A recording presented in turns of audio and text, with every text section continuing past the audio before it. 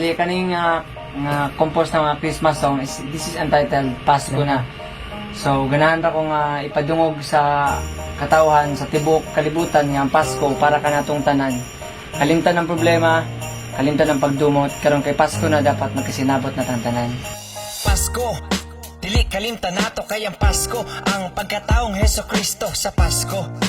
Dili na ta magdumot karong Pasko, unta kita magkasinabot. Kalimti ang problema, ipakita imong gugma. Karon ang panahon nga kita magkahiusa. Ang imuhang nakontra, siya ay pasayluwa. Kay dili ta mo asenso kung garboso ang usa. Si mama o si papa, wala pa'y tagdanay. Mustamos imong igsuon, sige gihapog away ang asawa ug anak. Nangitag amahan, imbis silagi atiman. Nganong ni kuyog sa ubanog nga ano pa man, niabot kinitanan. Tungod siguro nga wala kay gugma simong dughan. Pasko na, dapat magbag-o na. Ipakita imong gugmaharon nga mulambo ta. Pasko na, dapat magbag-o na.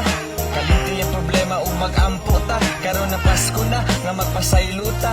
Ipakita imong gugmaharon nga mulambo ta. Pasko na, dapat magbag-o na.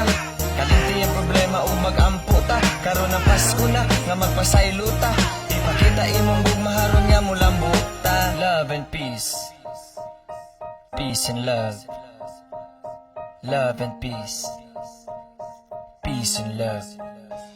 Dunay pamilyang malipayon, adunay magulanon. Pamilyang di kompleto, pamilyas kapobrehon. Pamilya sa gawas, lang limos para mabuhi. Og pamilyang ni gawas, gihulat ilang pag-uli. Doon na po'y nabagyuhan, wala na'y masilungan, nasunugan, namatyan. Wala na'y kapadulngan, doon na po'y magpasko.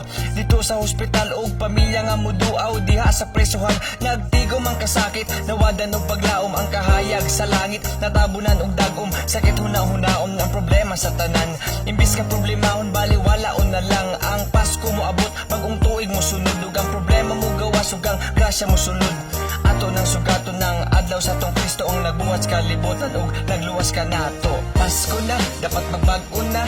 Kalimti ang problema o mag-ampo ta. Karon na Pasko na, nga magpasayluta.